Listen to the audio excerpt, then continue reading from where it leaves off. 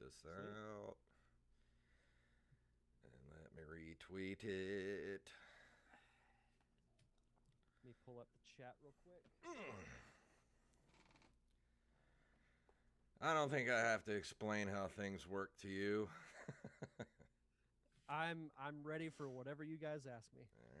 All right, we are Nice. going good to Twitch. All right, just let me know when you guys are good to go. Yep, I have the ad read pulled up. All right. I'm all set up.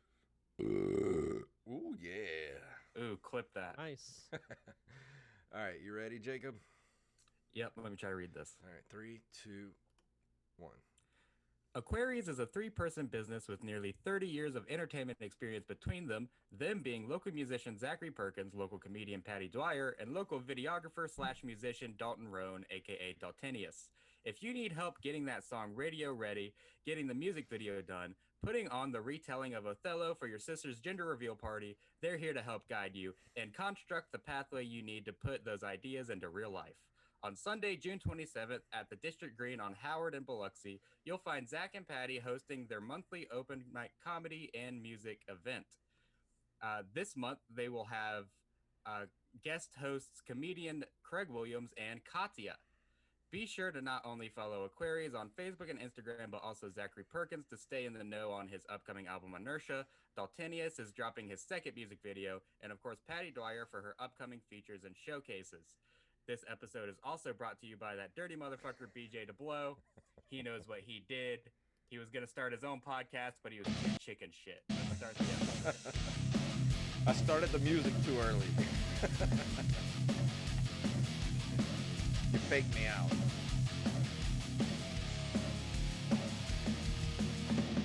Ooh, that music means it's time for the Open Micers podcast. My name is Jason Robbins. I am one sweaty boy, Jacob Yeah, Craig. same here. And I'll It's go hot. ahead and it is so hot. I'll go ahead and let you introduce our guest, Jason, since you have much more experience with him than I do. Yeah, I don't know this guy at all. We've never spoken before. What's my name again? I don't know. Well, Is that a Blink-182 song? Yeah. His name is Stacy's mom. Let's see. But he's a writer, producer, director, podcaster, and co-host of the Nerd Cave Retro Show, host of the Derek Diamond Experience, and one of my best friends, Mr. Derek Diamond.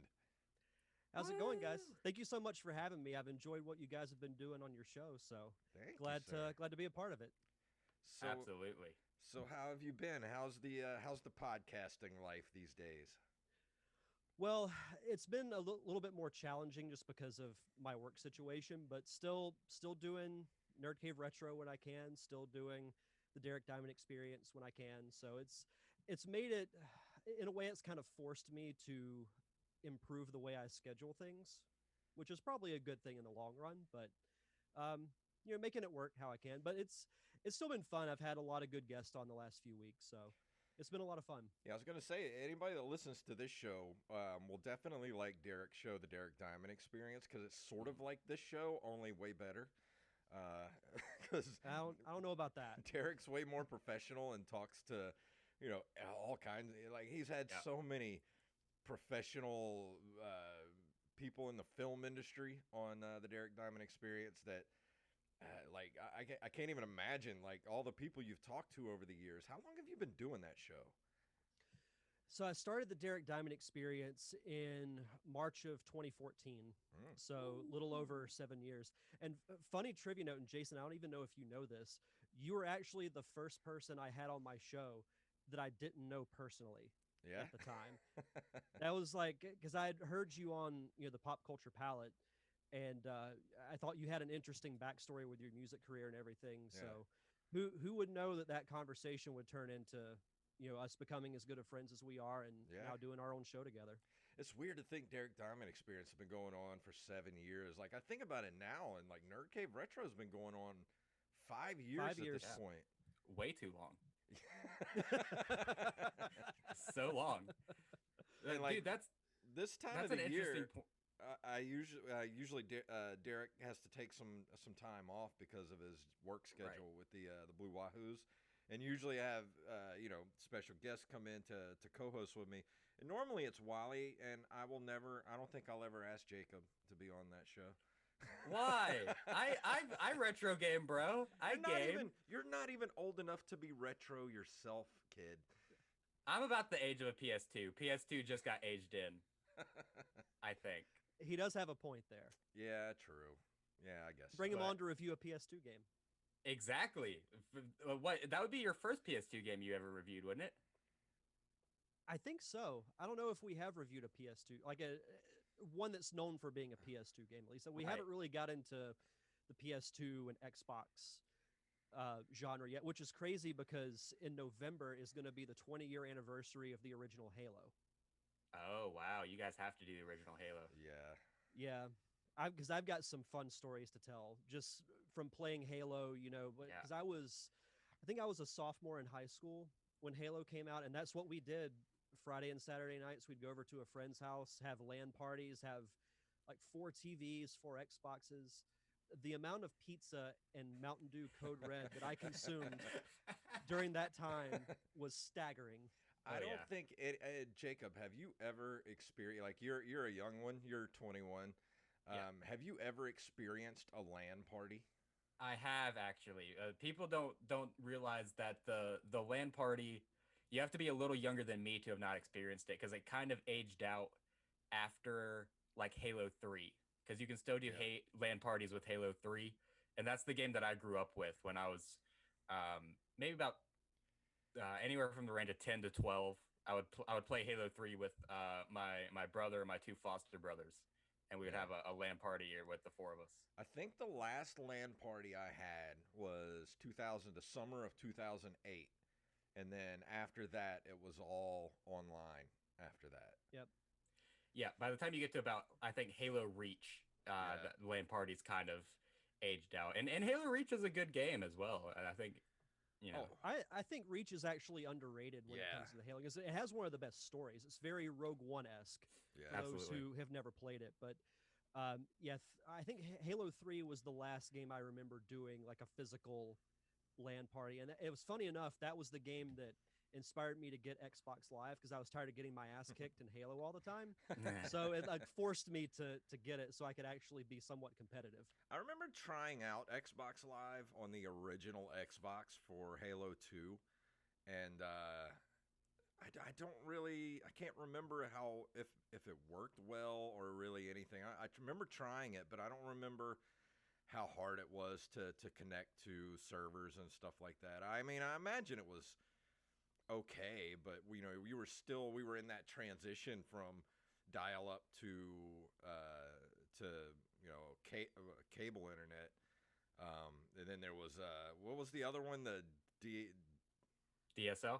Yep. Yeah, I had DSL for a way too long, a giant chunk of my teenage years, because we were poor. So it's like we started when I was basically born in the 90s by proxy. Just because that's the technology we had, and we finally upgraded to DSL when I was like 14.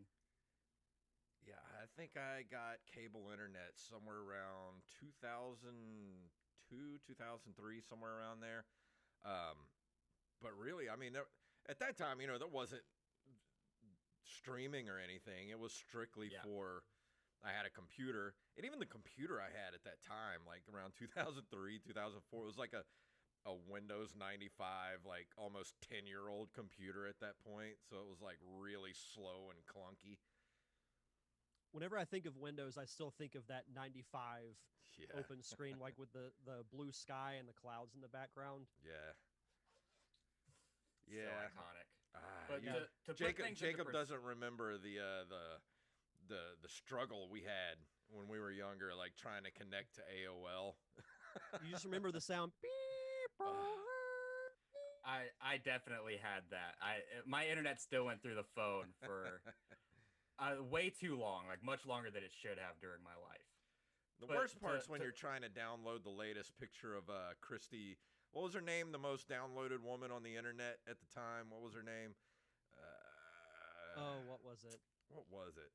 Well, I can look that up real quick. But you get like halfway through with her picture, and then like grandma calls and knocks you off the internet. What is it? A porn star? No, Most downloaded woman on the internet. What was her name?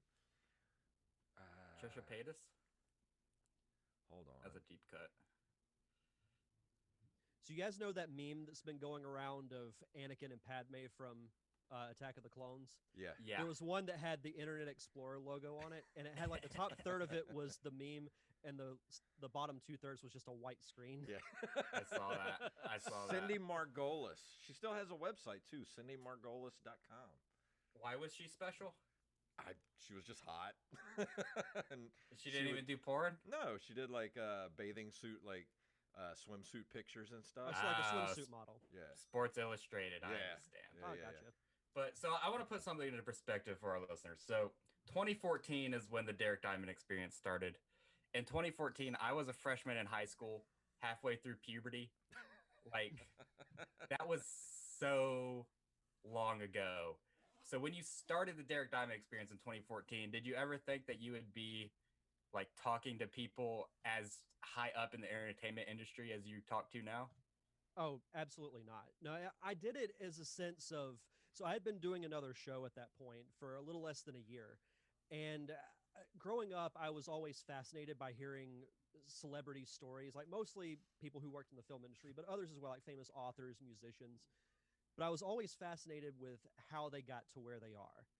Mhm. And I remember, as a kid reading autobiographies from various wrestlers, actors, and I decided to do my own show to find that information out. And also, it forced me to cure several of my social anxieties that I had growing up. I developed really bad social anxieties when I was a teenager. So high school wasn't exactly fun for me. Yeah. So Know the feeling. soon after that, I looked at it as a way to say, okay, well, now you have to chat with people that you've never met. You have to. I learned in some ways how to have conversations by doing my own show. So that's why, my show will always have a special meaning to me for that reason. Well, I don't know if people know this. People that are just watching this and finding out who you are. I mean, the cool thing about podcasting is not only did it happen to me, but you making some of the connections that you did through podcasting, being a part of the Gulf Coast film community, you eventually ended up making your own short film, The Parker Syndrome, which won some awards in the festival circuit. Yeah, so film was something that I knew probably in my freshman year of college that it was something I wanted to try because the school I went to had a television broadcasting program. And I remember taking my first production class. And from that moment, I knew that that was what I wanted to do. And it's funny because I don't consider myself to be a very sociable person. Like, I keep to myself a lot. I'm not as sociable as some people might think. But my favorite aspect of filmmaking is the collaboration, like getting different people together who might have, different beliefs or from different parts of the world, but they all come together to make this one thing happen. That's why I say every movie that's made is a miracle because it takes so many people to make it happen. And, it took several people to make the Parker Syndrome happen. And that was an idea that I had when I got out of college because I just wanted to make something. But I didn't really know what. I just wanted to get some friends together and make some silly videos or whatever the case may be. But I had compiled the story that became the original version of the Parker Syndrome. That was a little bit longer. It was about 45 minutes in length. And then in 2017, I want to say it was, I went back and watched it again for the first time in years. And I thought, well, if I were to make this now, I would do like X, Y, and Z differently. And then I thought, I know enough people who work in film around here. Why don't I just do it? And then there were some bumps along the way, but in December of 2018, and Jason was also one of the many people who lended their time to help me out and I and learned make it how happen. to. So That was a movie I learned how to do sound on. yeah, you got a crash course in sound. Yeah, that was one of the most fun sets I'd ever really been on because, Monsters Anonymous, which was my film, was so stressful. Like, it was one of the most stressful things in my life. Even though it was fun, but it was stressful. Doing Survey with Steve was great, but holy hell, it was hot. We made that movie in the middle of summer in Pensacola, Florida. It was, yeah, it was hot. The crazy thing is, like, we shot Survey around this time Yeah. back in 2017, and man, it feels just as hot. Yep. It is awful. But with Parker syndrome, it was cool because I was learning something new. And Kevin Almodovar, who was the cinematographer of Survey and Parker syndrome, he taught me how to do sound. And he's a wonderful teacher. Like, the dude is just like, can explain something very easily in like 5 minutes to where you're like, oh, I get it. Okay, yeah, I can do this. And then to watch you and him set up shots, and then of course Steve's there, who was the director of Survey, and watching him kind of mentor you and how to direct a movie, which I'm sort of absorbing things from him because he's telling you how to do things. It was like, that was the movie set where I think I learned the most. Oh, really? Being on that set. I didn't know that. Yeah. That's really cool. No, it's funny because I felt like I was the least experienced person on set, but I was the director. But everybody that was there that had experience, like Kevin and Steve and all those guys, they didn't act like, like, oh, he's this guy wants to be a director. Like, no, they were just like, okay, here's how you do things, like actually teaching you and being collaborative. And the Parker syndrome, like, it's up on YouTube now, right?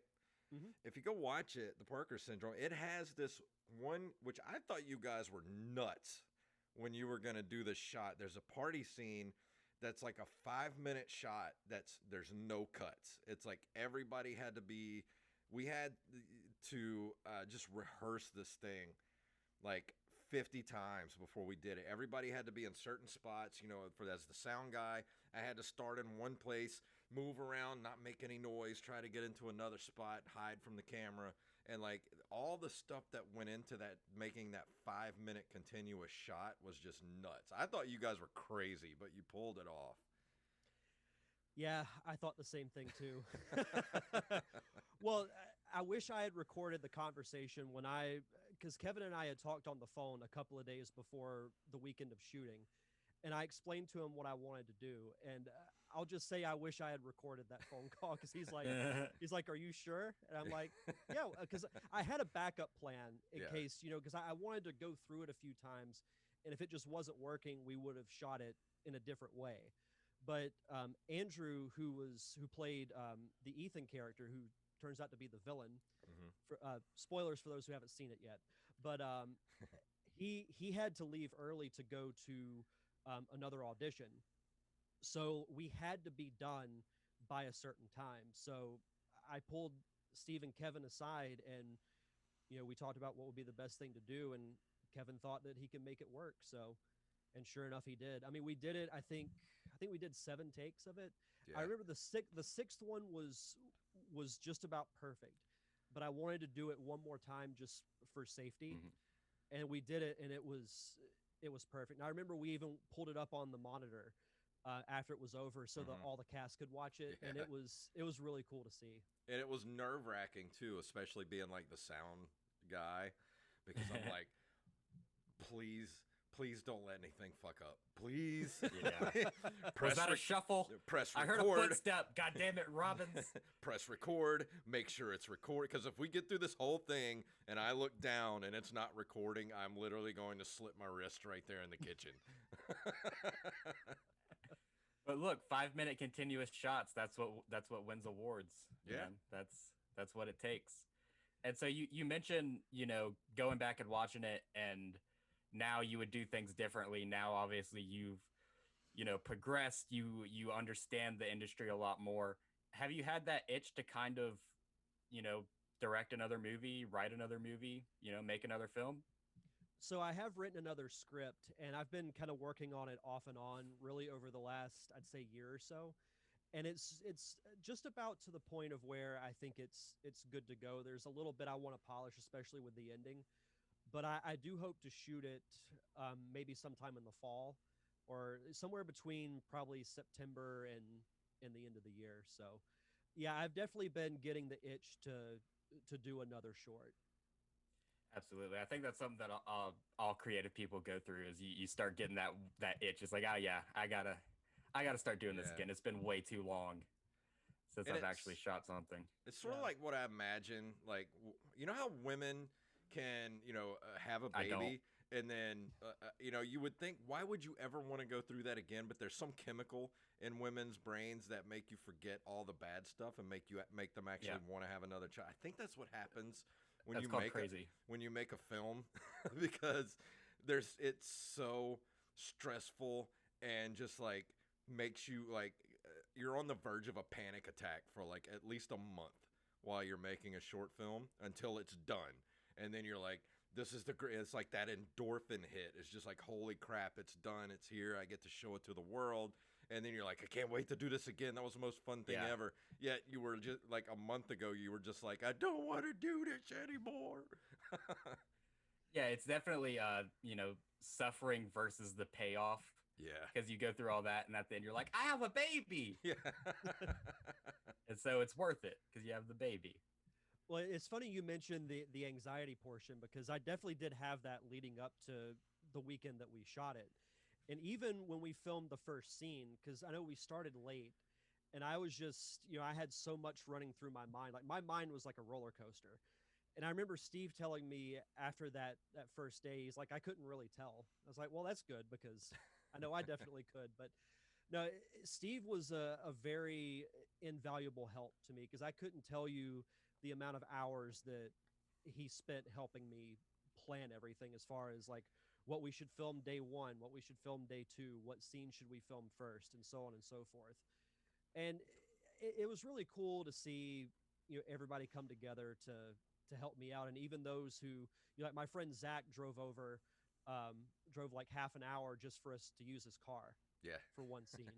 And then the some friends of mine let us use their house for an entire day, and I remember being nervous to ask them, and before I even finished explaining like, oh, I'm going to have x number of people over, it's probably going to take this long, they just said, absolutely, take as long as you need. That was such a nice house too. I was just like, I hope nobody breaks anything. I know so when you walk in, like you go to the right and there's like the living room area that a good portion of the indoor scenes were filmed, and they had this really huge piano off in the corner, and I'm like, man, it just makes the place look so much classier. But that Yeah. house was built, I think, in like the 1910s. Yeah. So it's a really old house, like it's a really old neighborhood. You can that definitely we tell it's like it's a really nice old house, but it's been renovated to like look modern, and it's like I don't know. It reminds me of like one of those like New Orleans shotgun houses, but like Yeah. Mm. way bigger. You know? Yeah. Yeah, it Uh, was that was probably my favorite place to film. And I mean, it was cool to wreck my house and turn it into a frat zone, Yeah, if your you will. house became the party zone. Well, it's funny because originally we were going to use the family home for the party scene, but then I was like, well, if we break something, Yeah. I'd rather it be something at my house than that somebody else's. But Well, luckily you uh, have a pretty sizable living room too, so it was thankfully, yeah. yeah, it, Ooh. it was cool going back, and because when I posted the film on YouTube, it was the first time I had watched it from start to finish since we had the premiere for it. And not to pat myself on the back too much, but I'm like, that turned out pretty darn good. Yeah. It did turn out really good. I was quite proud of you after it was done. Yeah, it was, and fortunately we got to do a premiere for it. I think it was July of 2019, and because I remember, Jason, you were on another set the weekend that we did it. I don't remember. No, it was you were filming. What was the film that we showed at the festival that I put on? Oh, that was what was the name Altars. of that? Yeah, Altars. Yeah. Yeah, I was yeah, in you New were Orleans filming for that. that. I was in Yeah. a really nice house in New Orleans for Yeah. that one. Yeah, you were. Yeah, and earlier that day, I had moderated a filmmaking panel here in Pensacola, and the people who ran it mentioned that we were doing the premiere that same night, and about, I'd say, 10 to 15 people from that panel went to the premiere that I didn't even know. Oh, that's awesome. So I remember having like I thought we'd get maybe 30 people, and we packed out the little room that we had it in. There was I think 67 or 68 people total, and I just remember thinking, "Oh God, I'm going to have an anxiety attack." But it was a cool moment. You know, the cool thing about being a part of this coastal filmmaking community is like I don't even care about trying to make or trying to be in like huge productions now. Even because I don't even want to. I just don't want to do it. But the thought of making more movies with you and Steve, like that's the exciting stuff to me. Like I'm ready to make that stuff now. Yeah, for sure. I'm hoping that for my next project we can get as many of the same crew as possible. I mean, there's definitely several other people in the community that I want to work with, but Yeah. I think, and there were some people that the Parker Syndrome was their first set. Mhm. This guy I know, Brandon Purdue, who's a local photographer, he started getting gigs as a sound guy because he got inspired to do it from being on set of the Parker Syndrome. Wow. Like that was the first set he had ever been on. That's awesome. That's awesome. So So, I've recently, well, not really recently, but I've always kind of wanted to try my hand at acting, being a pure stand-up, because that's kind of the next level of things that you do as a stand-up. You kind of naturally go into acting.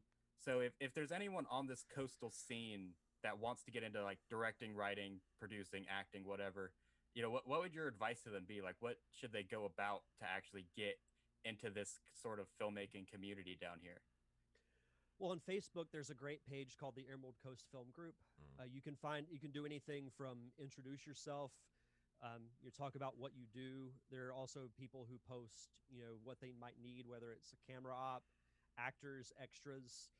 And once I think they're going to start doing these monthly again, but before COVID hit, we would do monthly meetups Mm. at local breweries in town. And obviously, COVID shut that down, and we did a few virtual meetups, and then those kind of stopped happening. But the in-person meetups are starting to happen again, so that's always a good opportunity. Face-to-face networking is always really good. I just think getting your name out there and letting people know what you can do, what you can do to help contribute to their project or what you might need for yours. It's all about building relationships. Yeah. Is what Even it is.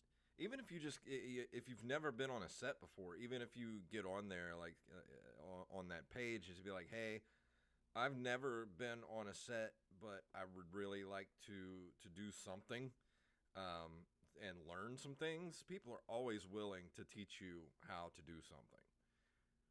Absolutely. And that's the great thing about this community too, is that it's not like not everyone's competitive with each other and trying Mhm. to hide trade secrets or anything like that. It's everybody wants to help because if you get better, that makes the community better. Mhm. So it's the opposite of comedy. Yeah. I don't have nearly the experience you guys do in comedy, but Oh, sure. it's the exact opposite. Totally different. Yeah. That's unfortunate. But That's that's really good, man. unfortunate. So if anyone's listening that wants to get into this and do what Derek does as far as writing and production, definitely check out that Facebook group. Recently on your show, I know you've had on a lot of people that I've been impressed with, including the Carbonells, Nestor and his wife. Shannon. Yes, Shannon Mhm. Carbonell. Thank you. I was blanking on her name. One half of Tag Team. Uh, all kinds of people. I mean, what's been your favorite conversation you've had recently with these bigger names you've been able to get on? Well, those two that you mentioned, and those were two that I didn't expect. I never expect to say, "Oh, I'm going to land," an A-list actor or actress or whatever the case may be. Mhm. A lot of, and I'm sure you guys have had experience with this too, is that there's a little bit of luck involved when it comes to getting guests. Sometimes it just has to be right place, right time, right moment, whatever Mhm. the case may be. I really enjoyed the DC Glenn conversation, the one half of Tag Team, because it wasn't what I expected at all. I figured we'd talk about how he came up with the song "Whoop There It Is," Did you ask his them how music much career. they got paid for that commercial that they just did or Scoop? There I, it is.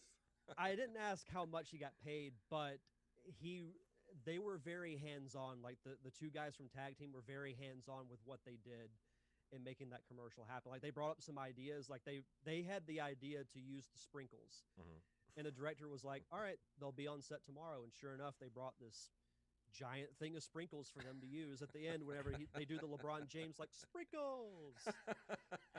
But it was that was just a really inspirational chat with him saying that he's become his own publicist because Mm. it's up to yourself to market yourself Yeah. is essentially what he was trying to say. And honestly, like I felt ready to fight the world when that conversation was over, just because like he really like fired me up to go out there and make the right connections and put forth that little bit of extra effort. And then the Carbonell conversation was cool too because you got to really hear a different side of the acting world with them talking about like Nestor having to go off to Hawaii to film Lost, and Shannon deciding to retire from acting to raise their family. Hearing the pain she went through to give that up, but knowing that she did the right thing. Mhm. And then like hearing the struggles of what actors go through with balancing their job with their home life, I think is something that you don't really get to hear all the time. Absolutely. And I imagine it's even harder for actors who are, don't do that for a living, Hmm. on smaller scales, having to try to leave your family and being like, yeah, I'm just scraping it, trying to make it, trying to do something. Yeah, it was very unique. I feel as far as like what we talked about, but I've said this to myself, on many occasions. And I've told this to my fiance and other people as well.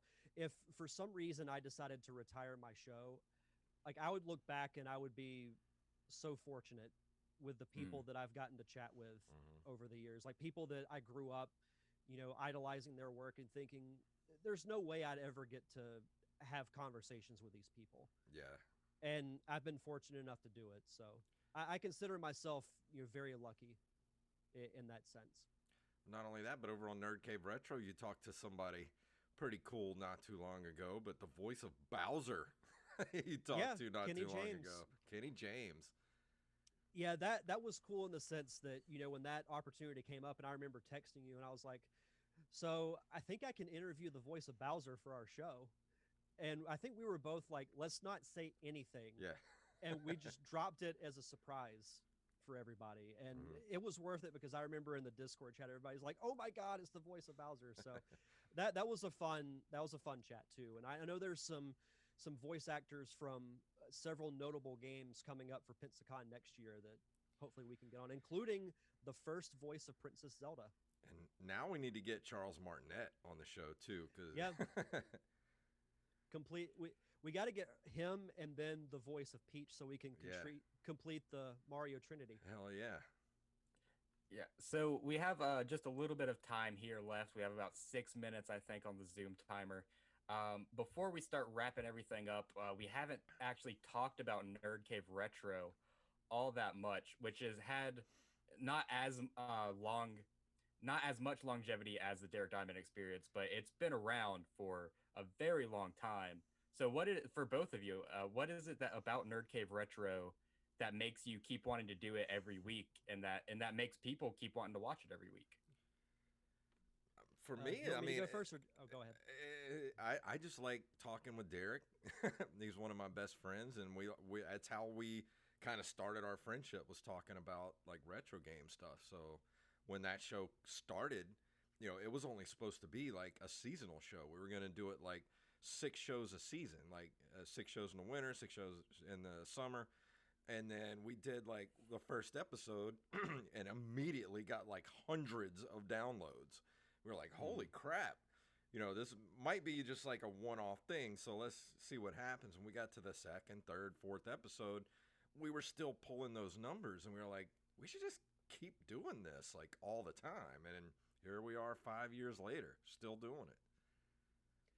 Yeah, I remember, because Jason and I both did, previous shows before we started Nerd Cave Retro, and we would do collaborations every now and then. And Jason, I don't know if you feel the same way, but I felt like out of everyone's dynamic, I felt you and I clicked the most. Yeah. And I remember you started getting back into collecting games. That got me into collecting games. And then you texted me out of the blue and you're like, hey, what do you think about doing a retro gaming podcast? And I was all for it because I'm an only child, so I had to find ways to entertain myself as a kid, and video games were a big part of that. So for me, it was a no-brainer. And like Jason said, I consider Jason to be one of my best friends, and I enjoy just us talking about things we love every week. And at the time, it was like I was looking. I've always been big into podcasting, and I was looking for retro gaming shows, and there weren't any. There was like maybe one or two. So I was like, well, let's just do this and make it ourselves. And here we got kind of in that niche market of retro game podcasts, and it was like no brainer. Like as soon as our show dropped, like people were looking for it, and like I said, we got hundreds of downloads on that first episode, and it just kept growing from there. So like it's a no-brainer. We're just going to keep it going until we die, or one of us dies, and then we'll just keep going until Jason dies. Yeah, I'm definitely going to die first, but we'll see. Yeah. We can only hope.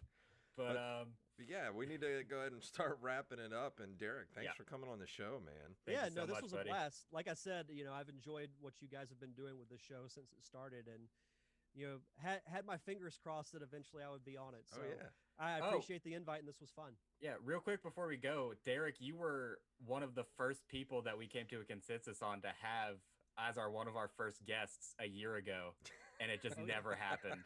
It just never happened until now. It always finds a way to work out sometimes. So always. Well, tell everybody where they can find you on the interwebs. Yeah, so you can follow the Derek Diamond Experience on Facebook, Twitter, and Instagram at D Diamond Podcast. New episodes drop every Thursday, wherever you get your fine podcast for free. The video versions are also on YouTube. Just search for the Derek Diamond Experience. If you want to check out the Parker Syndrome, that's on YouTube as well, under the Parker Syndrome or Anchor of Reality Films. Awesome. And don't forget the Nerd Cave Retro podcast that me and Derek do every single week. And actually, if you're watching on Twitch right now, we'll be back in about 25 minutes doing Nerd Cave Retro tonight. So stick around and you can watch us talk about what are you doing tonight? What are you reviewing this evening? I am reviewing Cuphead. Ooh, Cuphead. Oh. Cupheads. I can't wait for the Netflix show. We got to when that comes out, we should do a round table right here about Cuphead. 100%. I'm down 100%. for that.